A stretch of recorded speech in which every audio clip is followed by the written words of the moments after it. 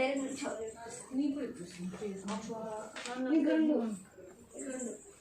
ఏంటి ఏమైంది? ఎంత వచ్చినాయి చూపి మధు. 72 మధు.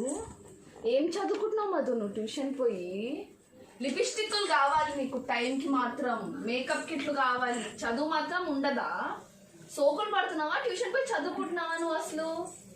నేను టాప్ 3 మధు 72 అనేది నెంబరే కాదు అసలు.